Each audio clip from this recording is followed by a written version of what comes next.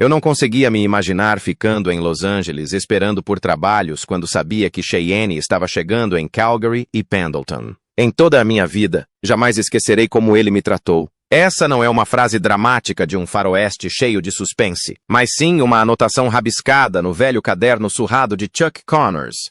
Um homem celebrado em toda a América como a figura paterna ideal, registrou silenciosamente as feridas que nunca cicatrizaram nos bastidores.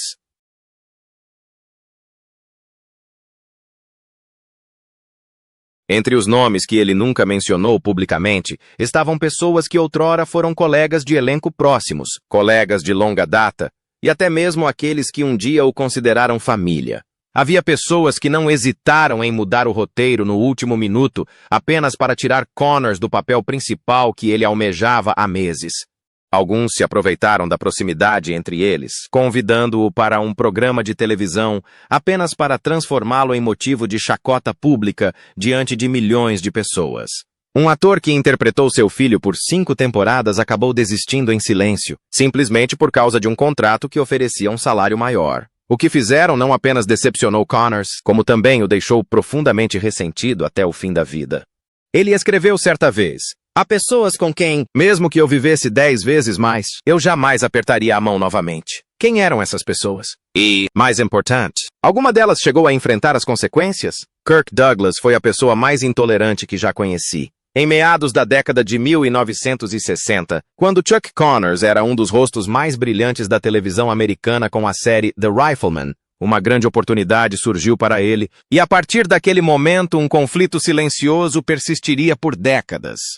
Poucas pessoas se lembram do projeto Shadow Valley, um filme de faroeste que foi cancelado em 1965, apesar de constar na programação oficial de produção da Warner Brothers.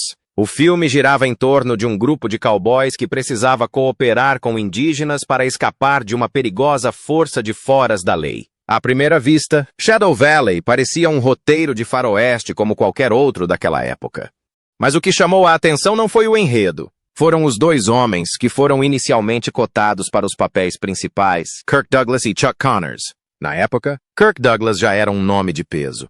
Com o sucesso de Spartacus e Glória Feita de Sangue, ele foi considerado um dos atores mais influentes de Hollywood. No entanto, algo menos comentado publicamente era a reputação de Douglas de ser difícil de trabalhar.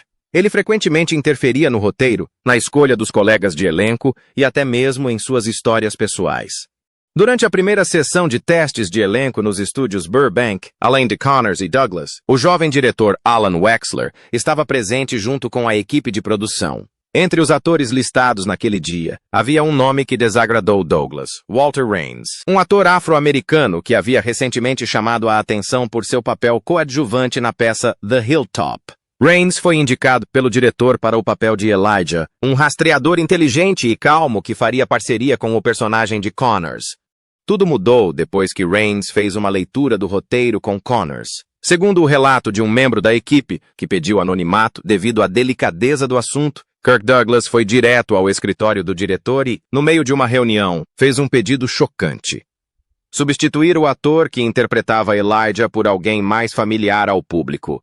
Ninguém disse nada diretamente, mas todos na sala sabiam o que Douglas estava insinuando. Sua atitude não terminou com essa sugestão. Durante o intervalo, quando viu Raines sentado com Connors na área de refeições, Douglas teria se virado para seu assistente e murmurado uma frase que fez todos paralisarem: "Não gosto que os protagonistas tenham que dividir a tela com caras desse tom de pele. Não combina." Essa informação nunca foi divulgada pela imprensa, mas se espalhou rapidamente entre a equipe. Alguns membros da equipe ficaram inquietos, e o próprio diretor Wexler foi pressionado pelos produtores a reconsiderar o elenco de apoio para melhor se adequar ao público televisivo do Sul. Chuck Connors permaneceu em silêncio a princípio. Ele esperou até a reunião oficial do roteiro no dia seguinte para expressar sua opinião. Diante de toda a equipe, quando o diretor perguntou se ele tinha alguma preocupação com a distribuição das cenas, Connors não respondeu imediatamente. Em vez disso, fechou o roteiro, colocou-o sobre a mesa e disse: "Trabalho na televisão há quase uma década, mas nunca pensei que teria que escolher entre manter minha reputação e manter o respeito pelos outros. Escolho o último." Naquele mesmo dia, Connors desistiu do projeto. Após o incidente, Shadow Valley nunca entrou em produção. Walter Raines foi substituído algumas semanas depois por outro ator coadjuvante branco, sem qualquer explicação por parte do estúdio. Em uma rara entrevista ao Oakland Tribune em 1973, quando perguntado sobre quase ter contracenado com Kirk Douglas, Raines simplesmente disse, naquela época, Hollywood não tinha espaço para pessoas como eu, a menos que eu interpretasse o cara que carrega a água. Enquanto isso, Kirk Douglas nunca se pronunciou publicamente sobre o assunto, embora pessoas que trabalharam com ele na época, incluindo o diretor de fotografia Joel Bannister, tenham mencionado em suas memórias que Douglas tinha a tendência de controlar rigidamente a imagem de seus colegas de elenco para que ninguém o ofuscasse. Quanto a Connors, após deixar o projeto, ele continuou filmando a série Branded, na qual o personagem principal é um ex-soldado expulso do país após se recusar a atirar em inocentes. Curiosamente, alguns disseram que Connors usou o personagem em Branded para se representar, alguém que se recusava a seguir ordens antiéticas, mesmo que isso custasse sua reputação. Mais notavelmente, após esse evento, Chuck Connors e Kirk Douglas nunca mais apareceram juntos em um mesmo evento. Nunca mencionaram um ao outro e nenhuma foto dos dois juntos jamais foi divulgada. O relacionamento entre eles foi efetivamente apagado. Em 1987, quando Connors participou do programa Late Night America, foi questionado sobre atores com quem não conseguia trabalhar. Ele simplesmente sorriu e respondeu, "Nunca trabalho com ninguém que faça os outros se sentirem inferiores só porque nasceram de um jeito específico." Nenhum nome foi mencionado, mas todos sabiam a quem ele se referia. Numa época em que o silêncio era considerado a estratégia mais segura, Connors escolheu se manifestar. Isso pode ter lhe custado papéis e oportunidades, mas ele jamais perdeu o respeito. E é isso que torna esse incidente especial, não o escândalo em si, mas a escolha, silenciosa, porém corajosa. Alguns chamaram isso de impulsivo, mas para Connors, talvez fosse simplesmente a única maneira de se manter fiel a si mesmo. No entanto, nem todo conflito surge de princípios. Às vezes, uma simples piada na televisão pode destruir um relacionamento de forma irreparável. 2. Johnny Carson. Ele tornou impossível para mim levantar a cabeça novamente. Era uma noite de novembro de 1971 nos estúdios da NBC, no Trenta Rockefeller Plaza, em Nova York. Esperava-se que o episódio daquela noite do The Tonight Show, estrelado por Johnny Carson, fosse um dos mais assistidos da semana. O motivo era simples. O convidado era Chuck Connors, o homem com o icônico rifle da TV, cuja imagem de cowboy havia permanecido na mente de milhões por mais de uma década. Mas ninguém imaginava que aquela noite seria o momento em que Connors perderia a confiança na televisão americana, rompendo laços com um dos apresentadores mais influentes da história. Um encontro fatídico e uma frase de abertura que jamais poderia ser desfeita. Assim que Connors se sentou, Carson começou com seu tom habitual. Descontraído, bem-humorado, levemente provocativo. Mas, logo nas primeiras frases, ele redirecionou a conversa para a carreira esportiva passada de Connors, terminando com um comentário cheio de insinuações. Se Chuck atirasse com a mesma precisão com que arremessa uma bola, talvez o atirador não tivesse saído do top 20 no ano passado. Não é, pessoal? A plateia caiu na gargalhada, alheia ao contexto mais profundo. Mas quem trabalhava no ramo sabia que aquilo era um golpe baixo. Antes do programa, Connors pediu discretamente ao assistente de produção que não mencionasse a audiência ou o período difícil após Branded, algo que ele certa vez descreveu como a fase mais difícil da minha carreira em uma edição de julho de 1970 da TV Guide. Connors permaneceu em silêncio. Sentou-se ereto, com as mãos levemente apoiadas na cadeira, sem reagir. Mas Carson não parou por aí, com uma piada descuidada que destruiu sua imagem diante de milhões de pessoas. Alguns minutos depois, ao mudar para o assunto de momentos memoráveis no set de filmagem, Carson deu um leve sorriso irônico e soltou uma frase que fez o estúdio congelar por um instante. Ouvi dizer que Chuck e Johnny Crawford eram bem próximos. Aquele tipo de final em que ninguém mais precisa participar. Houve algumas risadas constrangidas. Algumas pessoas na plateia trocaram olhares, não porque entendessem completamente a implicação, mas porque o tom de Carson pareceu estranho. Quem prestava atenção percebeu que ele estava insinuando rumores pessoais nunca mencionados publicamente. Johnny Crawford, que interpretou o filho de Connors em The Rifleman, era considerado há muito tempo a pessoa mais próxima dele fora da série, mesmo depois de seu término. Ainda assim, Hollywood prospera com especulações. No final da década de 60, rumores sugeriam que Connors era muito apegado a Crawford. Tabloides como Midnight Weekly e Screen Buzz publicaram insinuações vagas, mencionando férias no Lago Tahoe e encontros privados. Nunca houve qualquer prova. Mas Carson, com uma piada descuidada, transformou uma fofoca indefinida em uma insinuação pública diante de milhões de telespectadores. Uma reação arrepiante de Connors e uma decisão de jamais perdoar. Segundo Helen McIntyre, a assistente de direção, o rosto de Connors permaneceu inalterado, mas seus olhos escureceram de uma forma que ela nunca tinha visto antes. O show continuou, mas o clima mudou. Connors disse apenas o necessário, sem piadas extras, sem conversa fiada. Quando Carson apertou a mão dele para encerrar o programa, Connors não olhou para ele. Levantou-se e caminhou direto para os bastidores sem se virar. Naquela noite, a transmissão foi ao ar sem cortes, mas algo passou despercebido pelo público. Connors nunca mais apareceu em um talk show. Nem no de Carson, nem no de Merv Griffin, nem no de Mike Douglas. Ele recusou convites para cerimônias de premiação apresentadas por Carson. No meio televisivo, todos entendiam. Connors havia efetivamente apagado Johnny Carson de sua vida. Um ano depois, quando o repórter Dean Winters, do Los Angeles Herald-Examiner, o questionou sobre o incidente, Connors não o abordou diretamente. Ele apenas disse: algumas coisas, uma vez transformadas em piada, jamais poderão ser consertadas. As consequências não terminaram aí. Após a declaração de Carson, tabloides como o National Tatler imediatamente publicaram manchetes sensacionalistas. Chuck e Johnny, amizade ou algo mais? Alguns veículos de comunicação chegaram a publicar fotos antigas e criar narrativas fictícias em torno delas. No início dos anos 70, esses rumores podiam prejudicar carreiras, principalmente para estrelas com uma imagem forte e de durão como Connors. Mesmo sem ter feito nada de errado, ser associado a insinuações vagas deixou os produtores desconfortáveis. Após o incidente, Connors foi afastado de pelo menos 2 grandes projetos. Uma série da CBS e um filme da Universal. Embora nenhuma razão oficial tenha sido confirmada, rumores na indústria diziam que Chuck estava envolvido em má reputação. Carson o tornou menos impecável.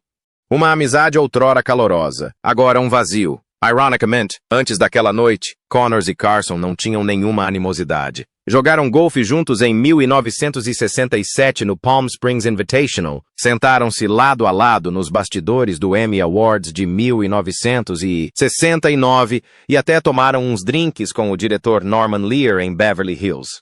Mas uma piada descuidada na TV ao vivo desfez uma amizade calorosa. Quando Connors faleceu em 1992, Carson não compareceu ao funeral. Em um raro momento em que foi questionado sobre isso no programa Larry King Live, Carson disse: "Acho que ele não gostava de ser alvo de brincadeiras, e eu não sabia onde estava o limite." Uma resposta tardia demais e vazia demais para quem havia sido magoado. Hoje, poucos se lembram do que aconteceu naquele programa de entrevistas de terça-feira à noite. Mas aqueles que assistiram ao vivo, que viram o olhar frio de Connors ao sair do estúdio, não, aquilo não era brincadeira. Foi um ponto de ruptura, irreversível. Não houve gritos, nem socos, mas o silêncio que se seguiu durou mais de 2 décadas. Mais tempo do que qualquer discussão pública. Todos acreditavam que Johnny Crawford era a única pessoa que Connors sempre amou. Seu filho da televisão. Nada poderia separá-los. Mas mesmo nessa relação, havia uma ruptura, uma distância difícil de descrever em palavras. Trace, Gregory Peck. Eu sabia que ele havia usado táticas desonestas para me derrubar. Em 1960, Chuck Connors estava no auge de sua carreira. O programa The Rifleman se mantinha entre os 10 programas de televisão mais assistidos em todo o país. Graças à sua imagem de herói do Velho Oeste, Connors foi convidado a aparecer em comerciais, campanhas beneficentes nacionais e até mesmo a discursar no Festival da Paz em Chicago. Seu nome tornou-se sinônimo de firmeza, integridade e modéstia. Enquanto isso, Gregory Peck, na mesma época, representava a imagem do cinema clássico de Hollywood, sempre impecável em um smoking, falando com gentileza e apoiado por uma das equipes de relações públicas mais fortes da indústria.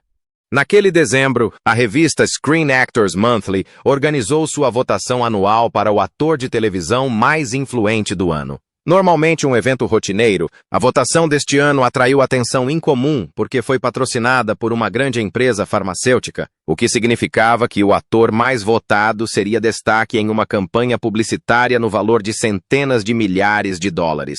Chuck era cotado para ficar entre os 3 primeiros. Mas quando os resultados foram anunciados, o mundo da televisão ficou estupefato. Connors ficou em 7º lugar. O ator que ficou em 2º lugar, logo atrás de Robert Stack, foi Gregory Peck, que, até então, havia aparecido na televisão apenas uma vez, em uma adaptação de 70 minutos de Moby Dick.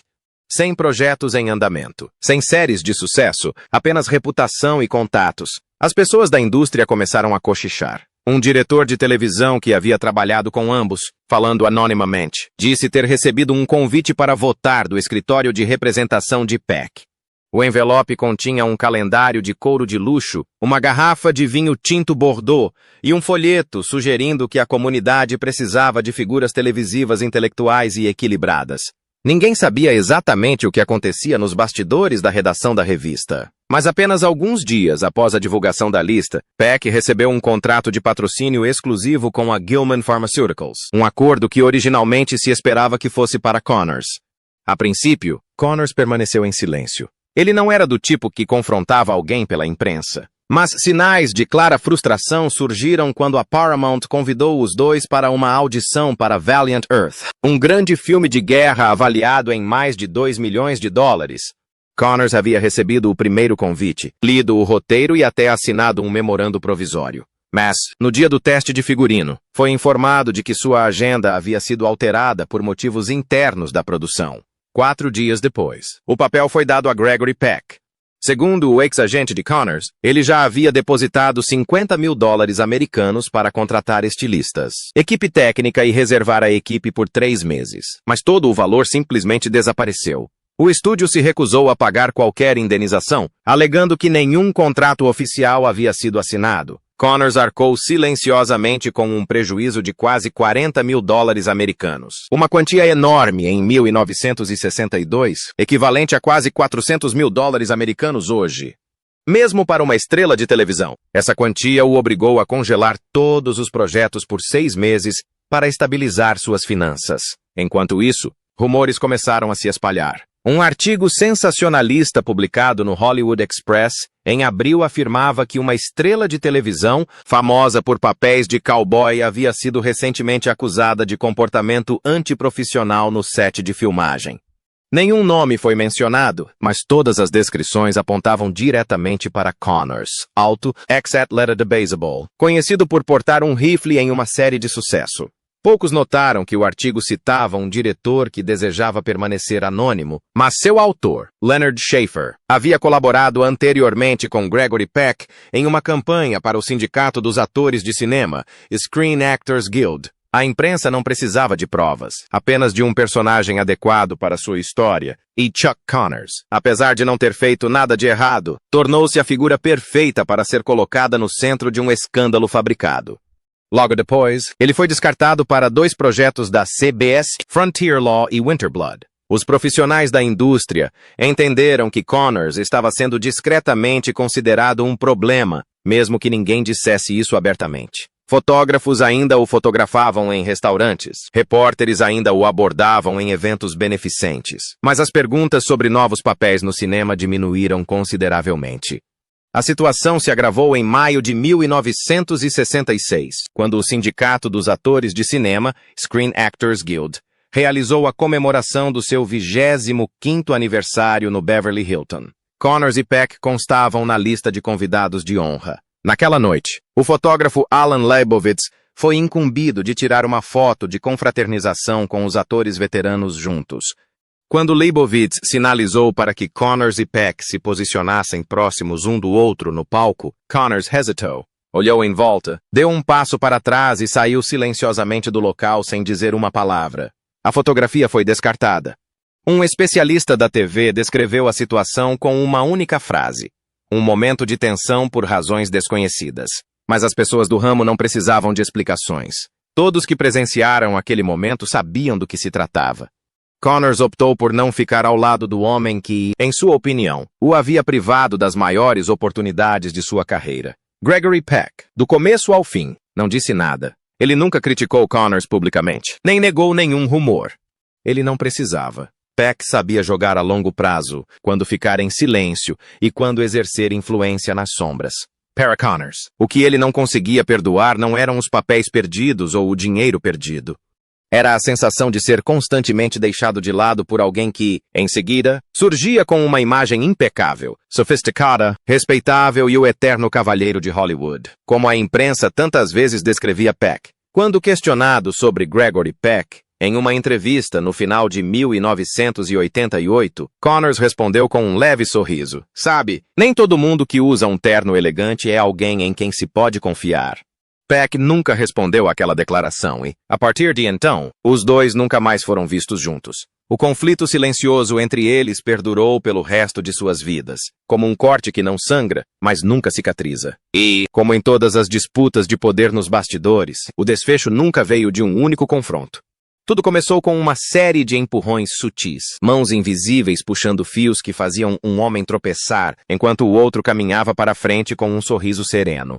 Mas Gregory Peck não foi o único que fez Connors perder o controle nos bastidores. Havia outra pessoa, igualmente refinada, igualmente perigosa. E desta vez, Connors não perdeu apenas um papel. Ele perdeu algo muito maior. A confiança em alguém que antes considerava um amigo próximo. Quattro. Burt Lancaster. Aquele homem tinha um ego maior do que qualquer pessoa que eu já conheci. A indústria cinematográfica jamais esquecerá o embate de 1970 entre dois nomes que poucos previam. Chuck Connors, forte, direto e decisivo, e Burt Lancaster, um dos maiores ícones de Hollywood, mas também um dos homens mais notoriamente difíceis nos bastidores. Eles nunca brigaram publicamente, nunca se insultaram em entrevistas. No entanto, depois de participarem juntos de uma única reunião de produção, nunca mais se falaram. A história começou quando a United Artists lançou o projeto Sundown Redemption, em março de 1970, um faroeste moderno ambientado nas regiões selvagens do Novo México, dirigido por Gene Ainsworth, com o roteiro inicial escrito pelo então promissor roteirista Robert Castle.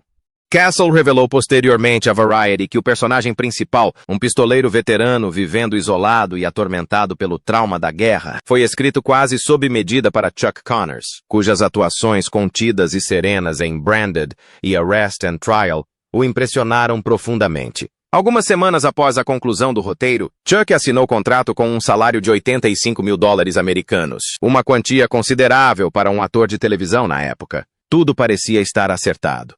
Então o estúdio anunciou uma adição chocante. Burt Lancaster havia sido convidado para interpretar o antagonista, um antigo camarada do herói que retornava em busca de acertar uma antiga dívida.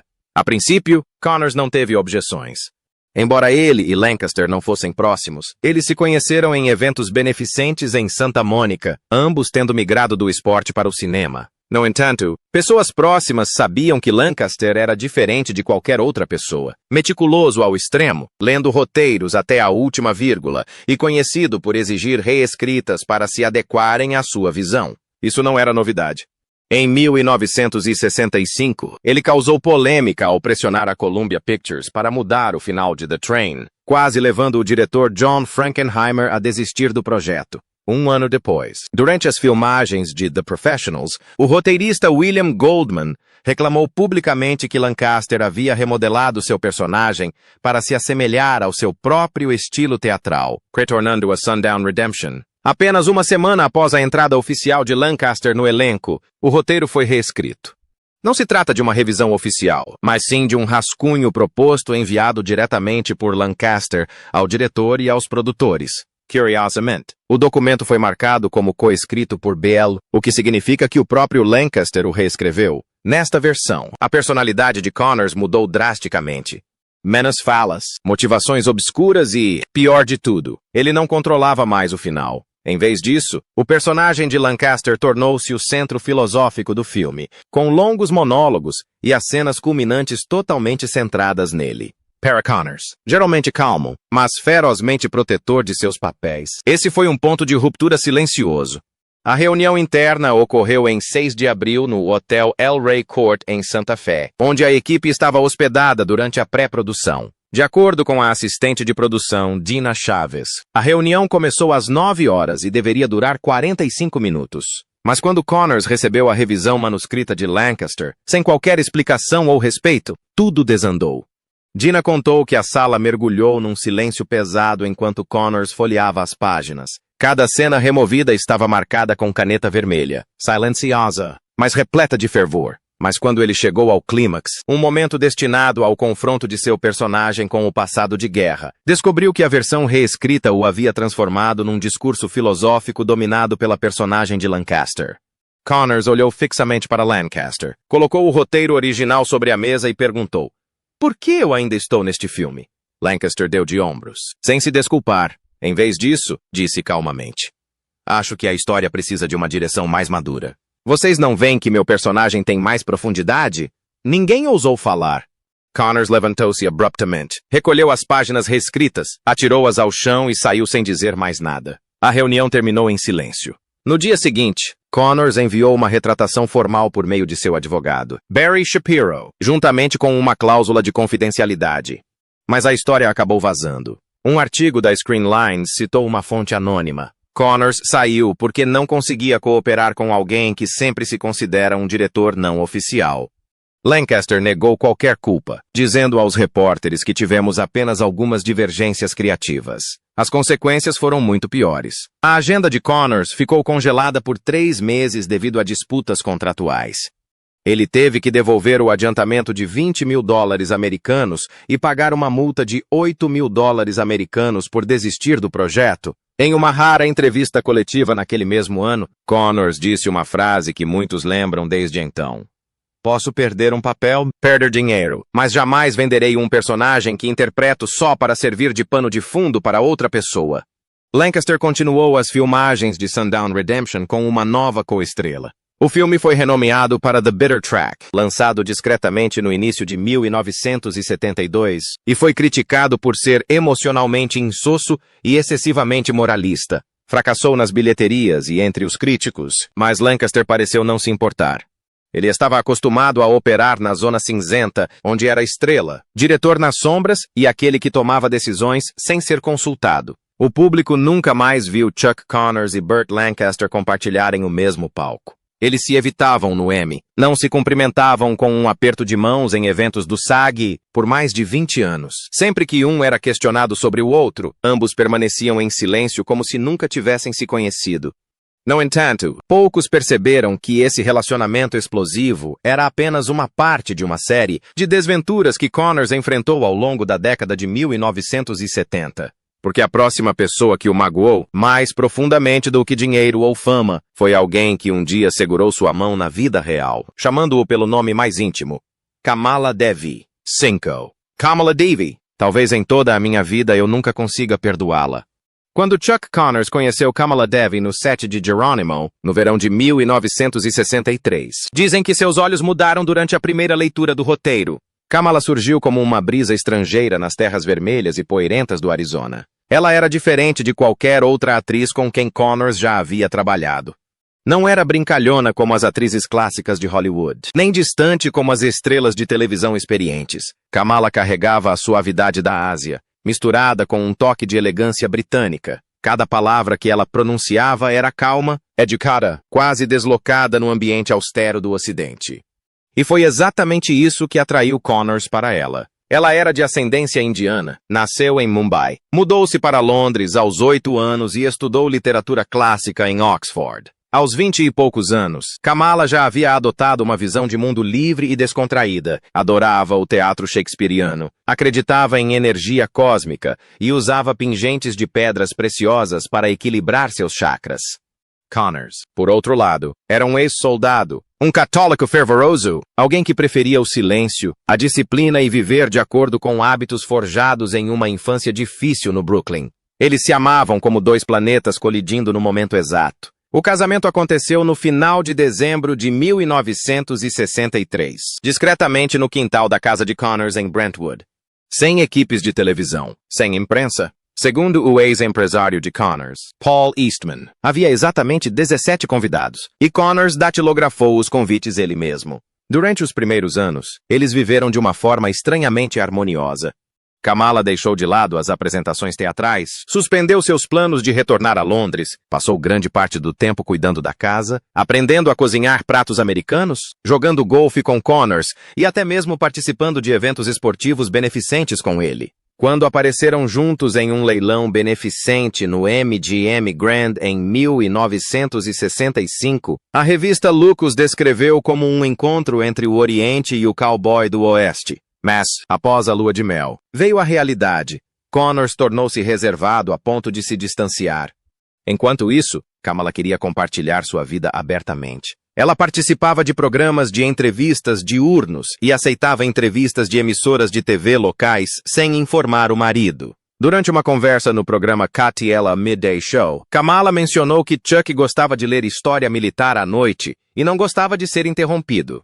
Embora tenha dito isso em tom de brincadeira, Connors não achou graça. A maior diferença surgiu quando Kamala quis ter um filho. Ela engravidou em 1966, mas sofreu um aborto espontâneo com apenas 10 semanas de gestação. Após esse choque, Connors tornou-se ainda mais retraído, evitando qualquer conversa sobre filhos, enquanto Kamala queria fazer exames de fertilidade e terapia. Connors recusou tudo. Para-il. Assuntos familiares não eram algo para se discutir com um terapeuta. A tensão foi aumentando ano após ano. O ponto de ruptura ocorreu em 1969, quando Kamala aceitou um papel na minissérie da BBC The Maratha's Daughter, que exigia filmagens em Londres por 4 meses. Connors discordou, dizendo-lhe claramente que ficar tanto tempo longe desfaria tudo o que tínhamos conseguido construir. Kamala foi mesmo assim, quando a produção foi prolongada por motivos técnicos. Ela escreveu para casa dizendo que ficaria mais 2 meses. Connors não respondeu. Segundo Lisa Archer, ex-governanta do casal, Connors queimou todas as cartas enviadas por Kamala sem ler uma única linha. Todas as noites, ele se sentava em frente à TV, reprisando episódios antigos de The Rifleman, como se tentasse se lembrar da vida que tinha antes de tudo mudar. Em fevereiro de 1970, Kamala voltou. Ninguém foi buscá-la no aeroporto. A casa em Brentwood agora tinha um novo código de fechadura. Seus pertences estavam cuidadosamente guardados na garagem. Na breve nota que Connors deixou para ela, havia apenas 8 palavras. Não reabro portas que fechei. O pedido de divórcio foi protocolado em março no Tribunal do Condado de Los Angeles. Kamala não contestou a propriedade, nem iniciou qualquer batalha judicial. O motivo alegado foi de diferenças irreconciliáveis. Depois disso, ela deixou a Califórnia e se mudou para West Hampstead, no norte de Londres. Embora tenha recebido vários convites para retornar aos palcos, Kamala praticamente desapareceu da vida pública. Em uma rara entrevista à TV Times UK em 1975, quando questionada sobre Chuck Connors, ela apenas suspirou. O homem que eu amava era paciente. De repente, ele se tornou alguém que não aceitava nada que não fosse do jeito dele. Após o divórcio, Connors não namorou publicamente ninguém por quase uma década. Ele voltou a atuar, mas manteve sua vida pessoal em segredo. Durante uma coletiva de imprensa em 1981, quando um repórter perguntou sobre Kamala, ele apenas acenou com a cabeça, deu um leve sorriso e disse, "Ela está bem?" Um casamento que começou com um olhar afetuoso terminou em completa frieza. Não houve traição, nem violência. Ninguém sofreu danos físicos, mas o dano emocional, isso sim, era algo que nenhum documento legal jamais conseguiria capturar completamente. A ironia era que Connors, que certa vez afirmou não se encaixar no barulho do show business, não conseguia escapar do barulho dos bastidores. Principalmente quando seu próximo conflito veio da pessoa que parecia menos ameaçadora. O herói da televisão com rosto angelical, Michael Landon, um símbolo de valores familiares na tela, mas também a lufada de vento que ofuscou os holofotes de Connors no mesmo palco que ele outrora dominava. 6. Michael Landon. Ele usou minha imagem para ganhar dinheiro. Ao longo da década de 1960, a televisão americana criou 2 figuras paternas estranhamente opostas. Uma vista como severa como aço, porém responsável. A outra gentil como a água, porém jamais fraca. Chuck Connors personificava o primeiro arquétipo. Como Lucas McCain em The Rifleman, ele se tornou um símbolo nacional dos pais que ensinam através de ações, através de uma resolução silenciosa, com um rifle sempre pronto para proteger o que acreditavam ser certo. Enquanto isso, Michael Landon, como Little Joe Cartwright em Bonanza, e mais tarde como Charles Ingalls em Little House on the Prairie, tornou-se o rosto do pai moderno, aquele que podia chorar, perdoar e abraçar seus filhos em vez de repreendê-los. Inicialmente, os dois tinham pouca conexão. A série The Rifleman foi exibida de 1958 a 1963, enquanto Bonanza estreou em 1959, mas só alcançou grande sucesso de audiência em meados da década de 1960. Com o tempo, porém, o público, a crítica e, principalmente, a mídia começaram a compará-las, como se estivessem escolhendo entre dois modelos opostos de masculinidade. A revista TV Digest publicou, em abril de 1966, um artigo intitulado Pais, Filhos e a Televisão: A Ascensão da Emoção. A escritora Linda Fraser comparou Lucas McCain à figura masculina tradicional, pronta para usar a autoridade para ensinar, enquanto Michael Landon representava a nova geração de homens, destemidos em suas emoções e que não viam a ternura como fracasso. A expressão masculinidade tóxica surgiu no discurso televisivo após um artigo de 1967 na revista The Atlantic, que sugeriu que certas séries clássicas glorificavam, sem intenção, homens que controlavam, reprimiam e expressavam amor por meio da agressão. Sem citar nomes diretamente, os telespectadores da época entenderam que a referência apontava para personagens como Lucas McCain, um pai que frequentemente lançava olhares fulminantes, dava ordens aos berros, raramente sorria e estava mais preparado com um rifle do que com uma conversa. Para Connors. Esse tipo de comentário soava como um ataque pessoal. Em uma rara entrevista ao Los Angeles Herald Examiner, em 1969, quando questionado sobre as mudanças na representação da paternidade no cinema, ele respondeu simplesmente: "Algumas pessoas falam muito, outras fazem muito. Não sei qual delas eu sou, mas nunca me desculpo por proteger meu filho." Michael Landon, por outro lado, se destacava em relações públicas. Além de ser gentil em sua atuação, ele era um mestre em moldar sua imagem pública. Landon aparecia frequentemente em programas matinais, falava sobre paternidade na vida real e até incluía sua esposa e filhos em campanhas promocionais. Ele falava com humor e carinho e se apresentava como um grande amigo das crianças. Gradualmente, a comparação pública tornou-se inevitável. Tudo culminou em 1972, durante as filmagens de um programa especial da CBS, Fathers of the Frontier, em Palm Springs, um evento que reuniu estrelas da televisão de faroeste para homenagear pais memoráveis na tela. Tanto Connors quanto Landon foram convidados. Durante o painel, quando perguntado sobre o que uma figura paterna deve ensinar aos seus filhos, Landon respondeu primeiro: "Acho que uma criança precisa ver o pai chorar, precisa vê-lo admitir seus erros. Não um homem que pega uma arma e começa a encarar com raiva sempre que algo dá errado."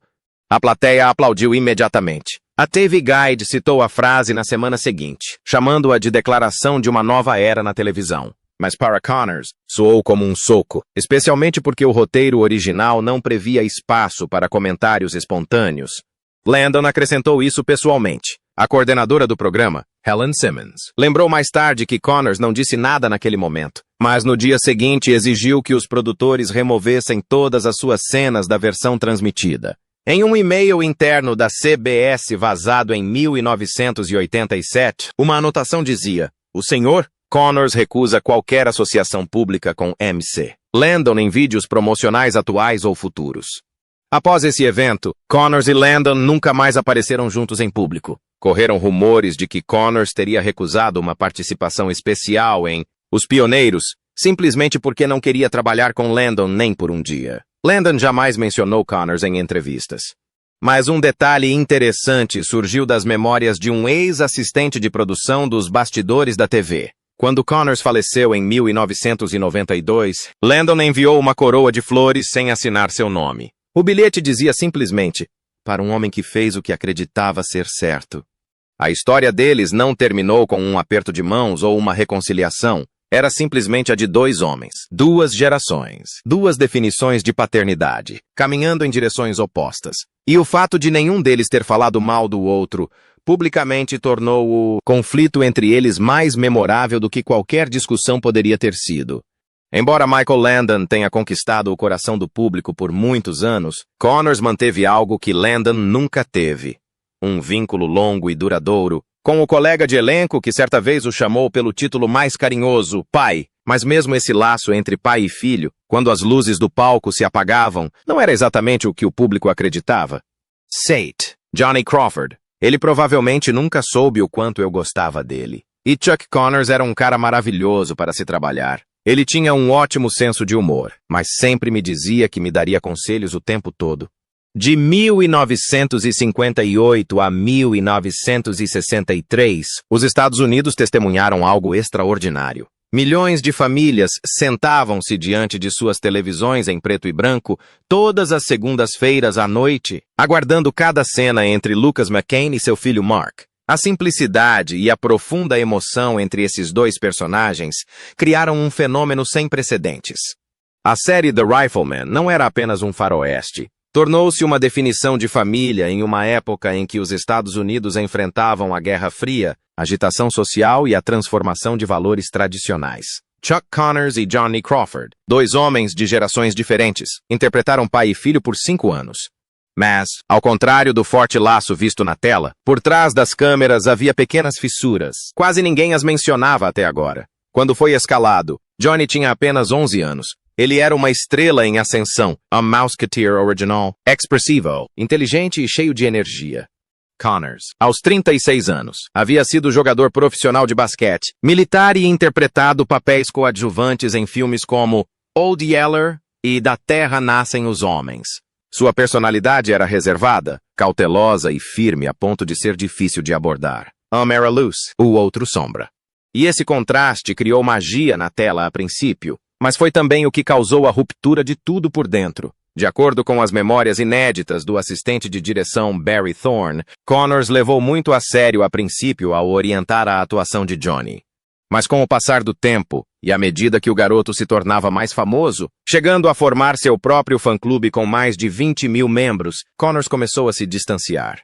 Ele não gostava de ver Johnny recebendo mais atenção, sendo chamado pela imprensa de o coração do programa. Certa vez, quando a TV Guide escreveu que Johnny trazia a emoção enquanto Connors trazia o rifle, ele amassou a revista e a jogou no lixo bem na frente da equipe. Um incidente notável ocorreu em 1961 durante as filmagens do episódio The Journey Back, quando Johnny errou uma fala, arruinando uma cena emocionante pela 3ª vez. Connors não disse nada. Ele simplesmente se levantou e saiu do set. A produção teve que ser interrompida e Johnny chorou no camarim. Raymond Solis, um assistente de iluminação presente naquele dia, lembrou que Connors retornou 2 horas depois, mas não dirigiu uma única palavra a Johnny pelo resto do dia. O trabalho continuou como se nada tivesse acontecido, mas todos sabiam que as coisas tinham mudado.